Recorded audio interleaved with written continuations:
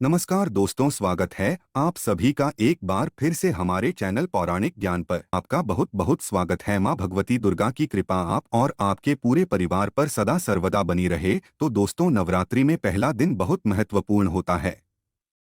आज के दिन हम माँ भगवती दुर्गा की स्थापना अपने घर में करते हैं। घर के ईशान कोण में चौकी स्थापना करके माँ दुर्गा को स्थापित करके हम कलश की स्थापना करते हैं। अखंड दीपक प्रज्वलित करते हैं, माँ का आवाहन करते हैं। तो प्रथम दिन बहुत महत्वपूर्ण होता है। माँ भगवती दुर्गा के स्वागत का दिन होता है और शास्त्रों के अनुसार अगर हम नवरात्रि के पहले दिन कुछ विशेष कार्य कर लेते हैं तो इससे माँ बहुत ही शीघ्र प्रसन्न हो जाती है और फिर हमारी जो भी पूजा होती है, प्रार्थना होती है, माँ उसे बहुत शीघ्र स्वीकार करती है और हमारे जीवन में आने वाली समस्त बाधाओं को दूर करती है, समस्त कामनाओं को पूर्ण करती है। तो आज की वीडियो में हम आपसे बात करने वाला हूं कि नवरात्रि के पहले दिन हमेशा क्या करें, जिससे कि माँ की कृपा हमें बहुत शीघ्र मिल जाए और हमारे जीवन में सुख, समृद्धि, धन, वैभव की प्राप्ति हो, संतान की प्राप्ति हो, या फिर अगर किसी भी विशेष कामना से अपनी माँ की पूजा आराधना कर रहे हैं, कोई भी आपकी ऐसी कामना है जो चाहते हैं कि माँ शीघ्र ही पूर्ण कर दें, तो नवरात्रि के दिन माँ को शीघ्र प्रसन्न करने के लिए आपको इन 9 बातों का ध्यान जरूर रखना चाहिए। तो वीडियो को पूरा जरूर देख लीजिए और अगर आपको आज की वीडियो अच्छी लगे तो लाइक भी कीजिए, शेयर भी कीजिए फैमिली फ्रेंड्स के साथ। और चैनल पर पहली बार आए हैं, अगर अभी तक आपने हमारे चैनल को सब्सक्राइब नहीं किया है तो चैनल को सब्सक्राइब करके बेल को जरूर प्रेस कर लीजिए। इससे यह होगा कि इस तरह की सभी वीडियो के नोटिफिकेशन आपको सही समय पर प्राप्त हो जाएगा। बात करें कि नवरात्रि के पहले दिन हमें पहला कार्य करना चाहिए कि घर की छत पर आज हमें झंडा जरूर लगाना चाहिए। झंडा मतलब ध्वजा, लाल रंग का त्रिकोण, ठंडा होता है और उसके ऊपर बना हुआ हो, जय माता दी लिखा हुआ हो। ये मार्केट में बहुत आसानी से मिल जाते हैं, नहीं तो आप घर पर भी स्वयं से बना सकते हैं। तो एक झंडा त्रिकोण आप लेकर माँ को पहले दिन उनके चरणों में अर्पित कीजिए। जब पूजा कर रहे हैं सुबह, तो उसके बाद पूजा के बाद वह झंडा अपने घर की छत पर लगा दीजिए। इस झंडे को घर के ईशान कोण में यानी के उत्तर पूर्व के कोने पर, अगर वहां पर जगह ना हो तो आप उत्तर दिशा में इस झंडे को लगा सकते हैं, जहां भी आप ये ध्वजा लगाते हैं। इसके साथ आप ध्यान रखें कि आप वहां पर एक दीपक जरूर प्रज्वलित करें। झंडा लगाते समय इससे क्या होगा, इससे यश की वृद्धि होती है।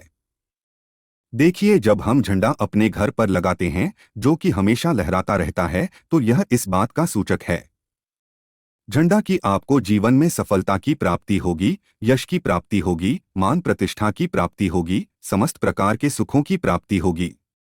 मान सम्मान, यश, प्रतिष्ठा, धन की वृद्धि, सुख समृद्धि, सभी प्रकार की जो चीजें हैं वह प्राप्त हो जाती है। ऐसे लहराता हुआ झंडा आपके घर पर शुद्धता की सूचना है। इसलिए आज नवरात्रि के पहले दिन आज आपको अपने घर के ईशान कोण में एक लाल रंग का झंडा जरूर लगाना चाहिए। अगला जो कार्य है नवरात्रि में पहले दिन आपको जरूर करना है, वो है घर के मुख्य द्वार पर तोरण लगाना। तोरण क्या होता है? देखिए, आम के पत्ते लीजिए। जब हम पंचपल्लव के लिए भी आम का पत्ता लेते हैं, वही आम का पत्ता चाहिए हमें, और थोड़ा सा अधिक मात्रा में आप लेकर आइए। उसे साफ धो लीजिए। धोने के बाद उस पत्ते के ऊपर आपको श्री लिखना, पत्ते पर आपसी में लिखें, और जितना भी बड़ा आपका मुख्य द्वार हो उसके अनुसार एक धागा लेकर, और लाल धागा ले सकते हैं, पीला धागा ले सकते हैं। इस प्रकार से किसी भी रंग का धागा लेकर आप इन सभी पत्तों को एक माला के स्वरूप में बना लीजिए और उसके बाद यह अपने घर के मुख्य द्वार पर लगा दीजिए। श्री पत्तों पर कुमकुम से लिख दीजिए या हल्दी से लिख दीजिए, इसी लगा दीजिए। इससे क्या होगा कि जब भी आप किसी दरवाजे पर कहीं तोरण लगा हुआ देखते हैं, आपको क्या लगता है? पहले ही सूचना में यह लगता है कि इस घर में कोई शुभ या मांगलिक कार्य हुआ है। तो घर पर लगा हुआ तोरण, घर के मुख्य द्वार पर लगा हुआ तोरण आपके घर में शुभता की सूचना देता है, मांगलिक कार्य की सूचना देता है। इस बात की सूचना देता है कि आपके घर में देवी विराजित हैं। यह बहुत महत्वपूर्ण होता है। नवरात्रि के पहले दिन घर के मुख्य द्वार पर तोरण लगाना, और इसका बहुत ही शुभ फल भी हमें प्राप्त होता है। अगला जो कार्य है, तीसरा कार्य जो हमें नवरात्रि में जरूर करना चाहिए, वह अखंड दीपक प्रज्वलित करना। देखिए, अगर घर में हम अखंड दीपक प्रज्वलित करते हैं तो अखंड दीपक प्रज्वलित करने से मन की कोई भी इच्छा हो, अगर आप सोचकर और मन में धारण करके अखंड दीपक प्रज्वलित करते हैं तो आपकी कामना बहुत शीघ्र पूर्ण होती है। लेकिन इसके अलावा दीपक इस बात का प्रतीक है कि आपके घर में किसी भी प्रकार की नकारात्मक ऊर्जा प्रवेश नहीं करेगी। दीपक इस बात का प्रतीक है कि आपके जीवन में किसी भी प्रकार की नकारात्मक ऊर्जा प्रवेश नहीं करेगी और मन से, घर से हर तरह से नकारात्मक ऊर्जा को दूर करता है। दीपक इसलिए अखंड दीपक नवरात्रि में पहले दिन से लेकर और नवमी तिथि तक प्रज्वलित किया जाता है, जिससे कि शुभता का घर में वास हो, सकारात्मक ऊर्जा का घर में वास हो, और जहां पर सकारात्मक ऊर्जा होती है वहां पर सुख, समृद्धि, धन, वैभव की प्राप्ति होती है। माँ भगवती वहीं वास करती है जहां सकारात्मक ऊर्जा रहती है। इसलिए हम घर के मुख्य द्वार पर तोरण लगा रहे हैं ताकि बाहर से मुख्य द्वार से किसी भी प्रकार की नकारात्मक ऊर्जा हमारे घर में प्रवेश न करें। इसके अलावा जब हम दीपक प्रज्वलित कर रहे हैं तो हमारे विचारों में किसी प्रकार की नकारात्मक ऊर्जा न हो, इसके लिए हम प्रज्वलित कर रहे हैं। जब हम पूजा प्रार्थना कर रहे हैं, मंत्र जप कर रहे हैं, निर्विघ्न उसे हम पूर्ण कर पाएं, इसके लिए अखंड दीपक प्रज्वलित किया जाता है। लेकिन अगर आप किसी भी कारणवश अखंड दीपक प्रज्वलित नहीं कर पाते हैं तो सुबह शाम दोनों समय जब माँ की आराधना करें तब आपको शुद्ध घी का दीपक जरूर प्रज्वलित करना है, और सुबह शाम दोनों समय अपने घर में लौंग और कपूर की आरती जरूर कीजिए, जिससे कि घर में नकारात्मक ऊर्जा ना रहे और घर में सकारात्मक ऊर्जा का वास बना रहे। अगला जो कार्य है नवरात्रि में आपको जरूर करना चाहिए, वह कलश की स्थापना। और देखिए, दीपक में एक और बात का ध्यान रखें, फिर हम कलश की स्थापना की बात करते हैं। दीपक में अगर आप घी का दीपक प्रज्वलित कर रहे हैं तो उसे आपको मां भगवती दुर्गा की मूर्ति के दाईं तरफ रखना होता है, और अगर आप तेल का दीपक प्रज्वलित करते हैं तो मां भगवती दुर्गा के बाईं तरफ आपको तिल तेल का दीपक रखना चाहिए। तो इस प्रकार से दीपक का आप ध्यान रखें। जब भी आप तिल, तेल या फिर घी का दीपक प्रज्वलित करते हैं तो उसे सही दिशा में सही स्थान पर रखना चाहिए। और अगला जो कार्य है घट स्थापना करना, यानी कलश की स्थापना करना। तीखी कलश की स्थापना जब हम करते हैं नवरात्रि में, कलश में हम सभी देवी देवताओं का आवाहन करते हैं। सभी देवी देवताओं का पूजन मां भगवती के साथ ही हम प्रतिदिन करते हैं। इस प्रकार से जब 9 दिनों तक लगातार हम समस्त देवी देवताओं का पूजन करते हैं, घर में आवाहन करके विधि विधान से विशेष रूप से हम उनकी आराधना करते हैं, क्योंकि जब हम माँ का पूजन करते हैं पहले हम कलश का पूजन करते हैं। धूप, दीप, नए चीजें हम माँ को अर्पित करते हैं विधि विधान से, और इसके साथ ही कलश को भी हम इसी प्रकार से अर्पित करते हैं। तो सभी देवी देवताओं की विशेष पूजा हम 9 दिनों तक कर रहे हैं तो हमारे जीवन में किसी भी प्रकार की कोई बाधा दूर होती है, और कोई भी हमारी विशेष काम ना हो तो अवश्य पूर्ण होती है। तो कलश की स्थापना हमें जरूर करनी चाहिए अगर संभव हो तो। नवरात्रि के प्रथम दिन जो अगला जरूरी काम हमें करना है वो है जवारे होना, यानी कि सप्तधान्य बोना, जो कि हम मिट्टी में थोड़े से जॉब होते हैं जो कि हरे हो जाते हैं।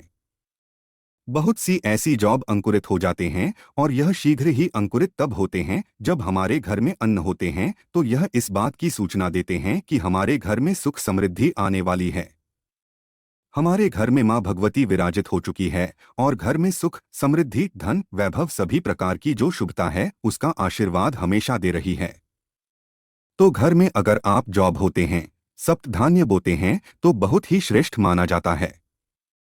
नवरात्रि के प्रथम दिन हमें जरूर ये करना चाहिए। और अगला जो शुभ कार्य है जो नवरात्रि के प्रथम दिन आपको जरूर करना चाहिए। वैसे तो बहुत से भक्त नवरात्रि के पूरे 9 दिनों तक व्रत धारण करते हैं। बहुत से भक्त जल पीकर या फिर फलाहार के द्वारा इस व्रत को धारण करते हैं। लेकिन अगर आप पूरे नवरात्रि व्रत धारण नहीं करते हैं तो नवरात्रि के प्रथम दिन आपको व्रत धारण जरूर करना चाहिए। नवरात्रि के प्रथम दिन और अंतिम दिन यानी नवमी तिथि पर, यह अष्टमी तिथि पर आपको व्रत जरूर करना चाहिए। तो प्रथम दिन बहुत महत्वपूर्ण है। मां भगवती दुर्गा की आराधना करते हैं, विधि विधान से उनका आभार करके पूजन कर रहे हैं तो प्रथम दिन आपको व्रत जरूर करना चाहिए, और संभव हो तो पूरे नवरात्र व्रत करना चाहिए। पूरे नवरात्र जब हम व्रत करते हैं, माँ की पूजा आराधना करते हैं, सात्विकता के साथ माँ की आराधना करते हैं, तो माँ शीघ्र ही प्रसन्न होती है। लेकिन व्रत भी धारण करें। जब आप स्वस्थ हो पूर्ण रूप से, अगर आप स्वस्थ नहीं हो, व्रत रखने में असमर्थ हो, तो सिर्फ आप शुद्ध सात्विक भोजन यानी कि बिना लहसुन प्याज का भोजन लेकर माँ की आराधना सुबह शाम करें, तो सच्चे मन से भक्ति भाव से हम माँ की आराधना करते हैं, तो माँ शीघ्र ही प्रसन्न होती है। अगर व्रत धारण की रखने की अगर आपकी शक्ति या सामर्थ्य शारीरिक रूप से नहीं है, तो आपको व्रत नहीं रखना चाहिए। लेकिन अगर संभव हो तो पहले दिन फलाहार के द्वारा व्रत धारण जरूर कीजिए। अगला जो जरूरी कार्य है, जो नवरात्रि में आपको जरूर करना है, घर के मुख्य द्वार पर दोनों तरफ स्वास्तिक का चिन्ह जरूर बनाएंगे। स्वस्तिक क्यों बनाना चाहिए? देखिए, मैं आपको लगभग कम अक्सर में ही इस वीडियो में बताता हूं कि घर के मुख्य द्वार पर जब हम किसी शुभ दिन पर या किसी शुभ तिथि पर, किसी शुभ त्योहार पर हम जब कोई इस स्वस्तिक बनाते हैं घर के मुख्य द्वार पर, तो यह इस बात की सूचना है कि हम माँ भगवती का स्वागत कर रहे हैं, अपने घर में माँ लक्ष्मी का स्वागत कर रहे हैं। माँ लक्ष्मी हमारे घर में विराजित हो रही है, तो इसलिए माँ का स्वागत के लिए मुख्य द्वार के दोनों तरफ आपको हल्दी या फिर कुमकुम के द्वारा स्वस्तिक बनाना चाहिए। और ना सिर्फ आप स्वस्तिक बनाएं, बल्कि जब स्वस्तिक बना लेते हैं दोनों तरफ, तो उसके बाद आपको स्वस्तिक का पूजन भी कीजिए, जैसे कि धूप, दीप, अक्षत और जल थोड़ा सा गिराकर, और उस स्वस्तिक का पूजन कीजिए। माँ भगवती का रूप मानकर इस स्वस्तिक का जब हम पूजन करते हैं, तो स्थायी रूप से माँ लक्ष्मी का वास हमारे घर में होता है।